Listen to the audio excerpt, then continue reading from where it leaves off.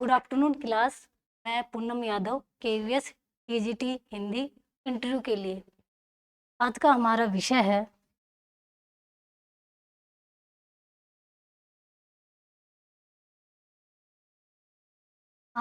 विषय है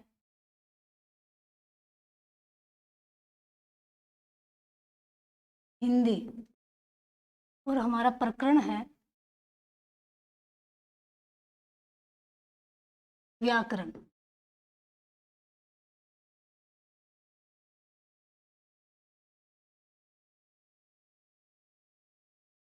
व्याकरण में वाच्य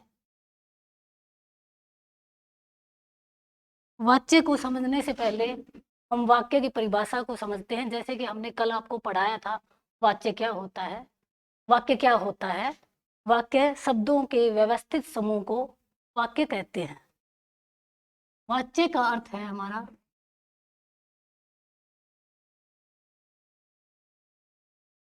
कथन। और वाच्य की परिभाषा देख लेते हैं हम। वाक्य में वाक्य के अंदर वाक्य के अंदर के अंदर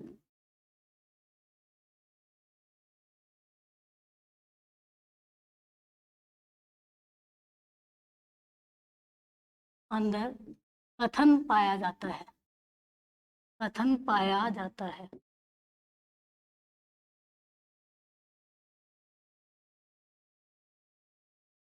हमारे हिंदी में वाच्य 3 प्रकार के होते हैं।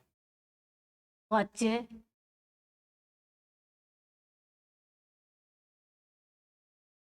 वाच्य के प्रकार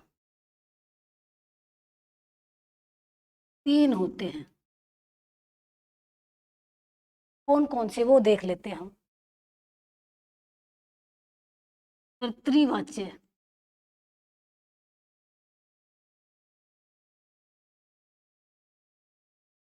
कर्तृवाच्य कर्तृवाच्य को कर्तावाचक भी कहते हैं।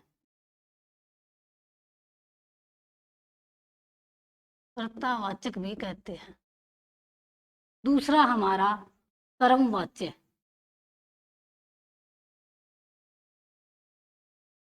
और तीसरा हमारा भाववाच्य।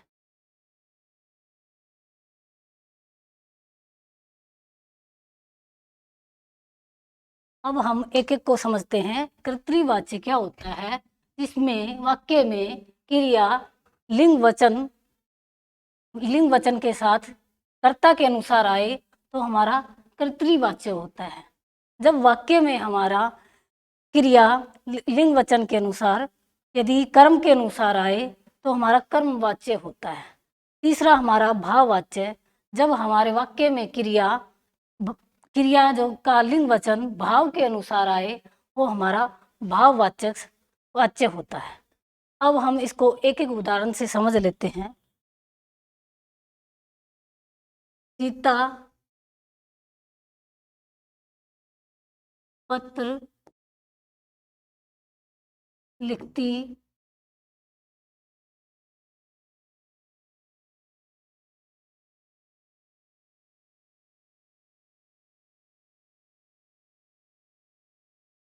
लिखती है।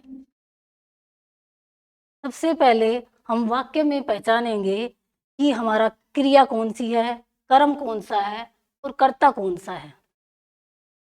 हमने क्रिया प्रकरण को पहले पढ़ चुके हैं कि क्रिया क्या होती है। किसी काम का करना या होना पाया जाए। तो इस वाक्य में क्या काम हो रहा है? लिखने का काम हो रहा है। तो ये हमारी क्या हो गई? लिखना क्या हो गई? हमारी क्रिया हो गई। और क्रिया हमारी यहाँ पे लिख धातु से बनी है। स्टूडेंट किससे बनी है? लिख धातु से बनी है। अब हम क्या का प्रश्न क्रिया से करेंगे। क्या का प्रश्न किससे करेंगे? क्रिया से करेंगे। तो हमारा क्या उत्तर क्या आता है? कर्म आता है। जब हम क्रिया से प्रश्न करते हैं कौन का, तो हमारा उत्तर आता है कर्ता। तो हमने प्रश्न किया क्रिया से क्या लिखती है। बताओ बच्चों क्या लिखती है? क्या लिखती है? हमारा उत्तर आता है पत्थर लिखती है। क्या लिखती है? पत्थर लिखती है। हमने फिर प्रश्न किया क्या कौन लिखती है? प्रश्न किया क्या कौन लिखती है? तो हमारा उत्तर आता है सीता लिखती है। ये तो हमको वाक्य में पता चल गया कि ये हमारा कर्ता है, ये हमारा कर्म है और ये हमारी क्रिया है। आगे इसको समझ लेते हैं। लिंग के आधार पर देख लेते हैं। सीता हमारी स्त्रीलिंग है।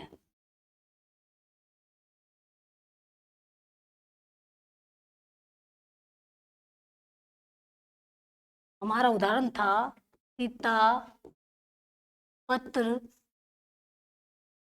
लिखती है। तो सीता हमारा स्त्रीलिंग हुआ।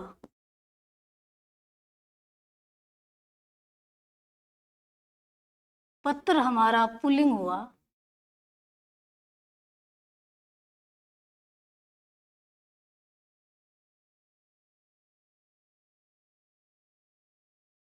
और लिखना हमारी स्त्रीलिंग हुई।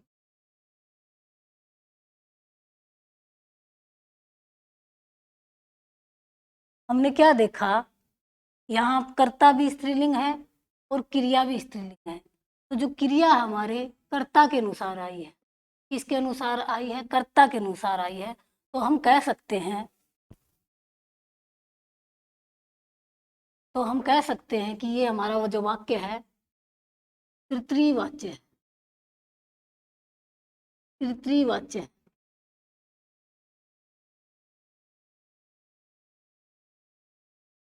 तो हम कह सकते हैं ये वाक्य तृतीयवाच्य है।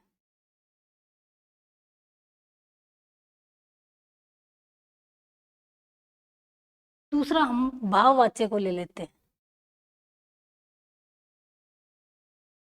कर्मवाच्य को ले लेते हैं।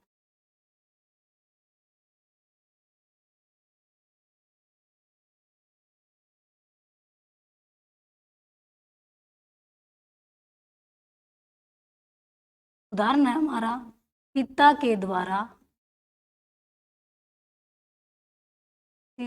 द्वारा पत्र लिखा जाता है।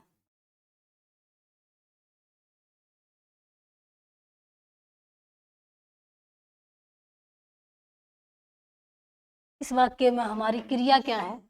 लिखा जाता है यहाँ पे सहायक क्रिया आई है। पत्र हमारा कर्म है और सीता हमारा कर्ता है।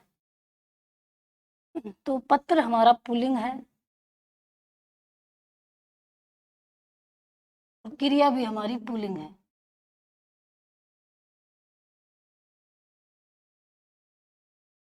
सीता हमारी स्त्रीलिंग में है।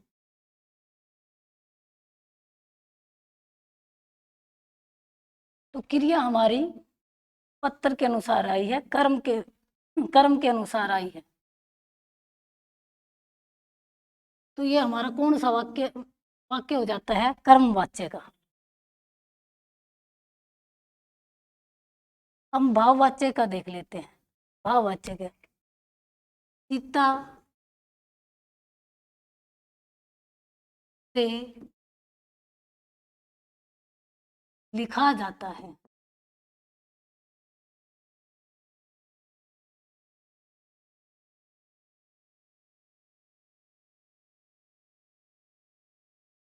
इसमें क्रिया न तो कर्ता के अनुसार आई है न ही कर्म तो इसमें उपस्थित नहीं होता। भाववाच्य में कर्म नहीं पाया जाता। तो हमारी ये जो क्रिया है न तो कर्ता के अनुसार भी नहीं आई है, ये हमारी भाव के अनुसार आई है। तो ये हमारा उदाहरण है भाववाच्य का। अब हम एक टिप्स और ट्रिक्स समझ लेते हैं। जो हमारा कर्तवाच्य है, कर्तृवाच्य है, से और के द्वारा कर्तृवाच्य में नहीं आता। से और के द्वारा कर्तृवाच्य में नहीं आता। कर्मवाच्य में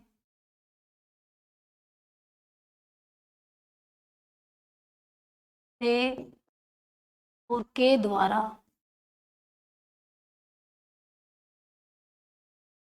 प्लस कर्म पाया जाता है।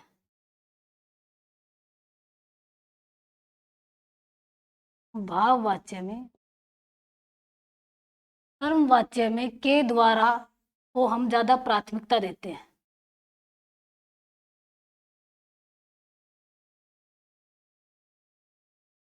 भाववाच्य में से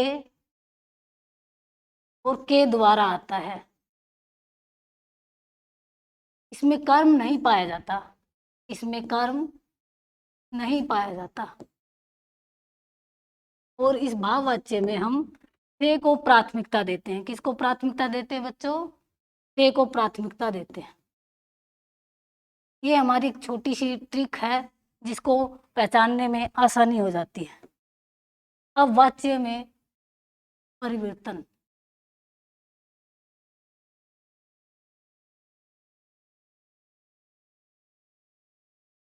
वाच्य में परिवर्तन,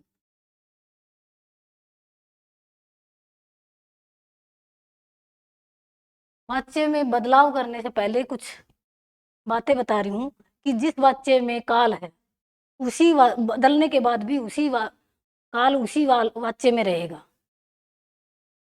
हम बदलते हैं कर्म, हम कर्ता वाच्य का एक उदाहरण लेते हैं, कर्तृवाच्य का एक उदाहरण लेते हैं। राम पुस्तक लिखता है।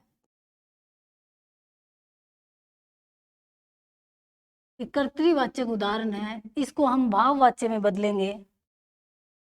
राम के द्वारा पुस्तक लिखा जाता है।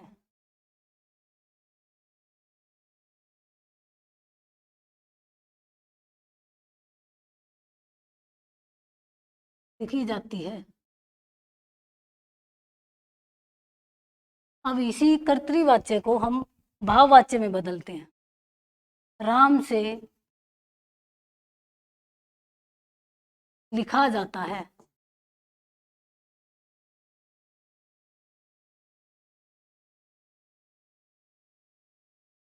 वाच्य में परिवर्तन में सभी एक दूसरे में परिवर्तन किया जा सकता है। जैसे भाववाच्य का कर्मवाच्य में, कर्मवाच्य का कर्तृवाच्य में एक दूसरे का परिवर्तन कर सकते हैं। ये हमारा एक छोटा सा टॉपिक था वाच्य का।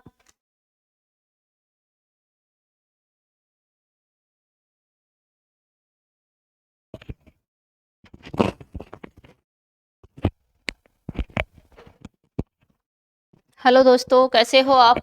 आशा रखती हूँ सभी स्वस्थ होंगे, मस्त होंगे और अपनी पढ़ाई में व्यस्त होंगे। दोस्तों देखिए, ये हमारे पास पूनम है, केवीएस टीजीटी की तैयारी करी है साक्षात्कार के लिए। दोस्तों इन्होंने बहुत अच्छा पढ़ाया है, जहां तक आप देख पा रहे हो। सबसे इनका प्लस पॉइंट क्या है, इनकी अच्छाइयाँ क्या है, वो मैं एक बार बता देती हूँ। क्योंकि वैसे तो पैनल जब हमारे सामने बैठता है तो सबसे पहले हमारी कमियां देखता है, लेकिन फिर भी अभी तो हमारे पास समय है ना। अभी हमारे पास क्या है, काफी समय है, तो हम जो जो त्रुटियां हैं उनमें सुधार करेंगे, अवश्य करेंगे। पहले एक बार हम देख लें, जैसे वाच्य इन्होंने बताया, जैसे आरंभ करते हैं।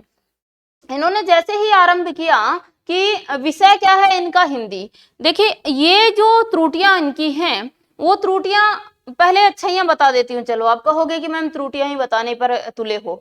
देखो विषय इनका क्या है, हिंदी है ना। प्रकरण क्या है इनका, व्याकरण। और व्याकरण में भी क्या पढ़ाना चाहते हैं, वाच्य। सबसे पहला प्लस पॉइंट, आप क्या पढ़ाने जा रहे हो तो तुम्हारा विषय और तुम्हारा प्रकरण स्पष्ट होना चाहिए। जो इन्होंने यहाँ पर मोटे पेन का प्रयोग किया है, ये हाईलाइट करने के लिए कि जो विषय हमारा है और प्रकरण क्या है, ये इनका बहुत अच्छा पॉइंट है ना। आप सबको भी इस प्रकार से प्रयोग करना चाहिए। चाहे हम व्हाइट बोर्ड पर पढ़ा रहे हो, चाहे हम ब्लैक बोर्ड पर पढ़ा रहे हो, चाहे हम स्मार्ट बोर्ड पर हो, हमारे पास एक क्वालिटी होती है। अगर चौक है तो थोड़ा सा जाते ही आप क्या काम करोगे, जैसे तुम्हारे पास चौक बोर्ड दिया गया, ब्लैक बोर्ड दिया गया, चौक दिया गया आपको, चौक को बीच से तोड़ दो।